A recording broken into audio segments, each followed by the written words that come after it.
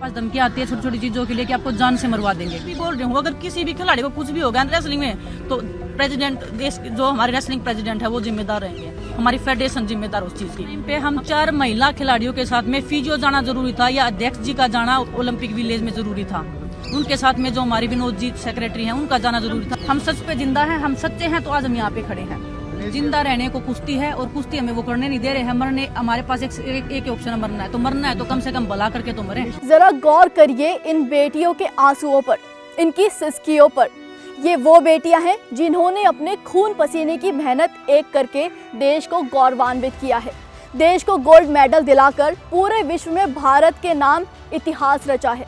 जी हाँ, ये है भारतीय रेसलर विनेश फोगाट और साक्षी मलिक, जो देश के लिए मिसाल मानी जाती है। लेकिन आज देश की बीजेपी सरकार के कारण इन बेटियों की आंखों में आंसू हैं और मन में खौफ है। नमस्कार, मेरा नाम है महक सौदाई। महिलाओं बेटियों की सुरक्षा की कस्में खाने वाली बीजेपी के नेता ने ही इन बेटियों के साथ शोषण किया है। इनका आरोप है कि नेशनल कैंप्स में भाजपा सांसद बृजभूषण शरण सिंह और कोच यौन उत्पीड़न करते हैं। आदर्शवादी बीजेपी को अब बेटी बचाओ बेटी पढ़ाओ का नारा नहीं, बल्कि बीजेपी से बेटी बचाओ का नारा देना चाहिए, क्योंकि अब बीजेपी के नेताओं से ही बेटियां सुरक्षित नहीं बची हैं। आलम यह है कि आज देश की यह बहादुर बेटियां अपनी सुरक्षा के लिए सड़क पर उतरकर न्याय मांगने पर मजबूर हो गई हैं। इतना ही नहीं, बेटियों का कहना है कि नेशनल कैंप्स में पोस्टेड कुछ कोच तो वुमेन रेसलर का सालों से यौन उत्पीड़न करते आ रहे हैं। यहाँ तक कि उन्हें मारने तक की धमकियां दी गई। कई महिलाएं पहलवानों ने इसकी शिकायत भी की,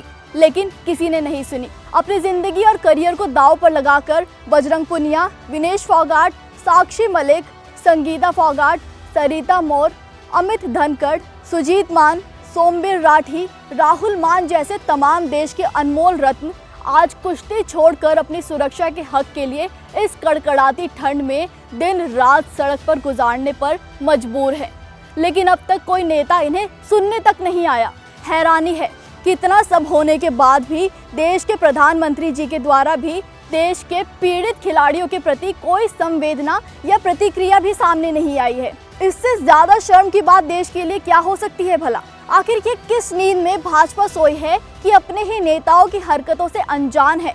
आखिर ये किस प्रकार की सुरक्षा की बात बीजेपी करती है जब ये अपनी हरकतों पर संयम रखने पर नाकाम है?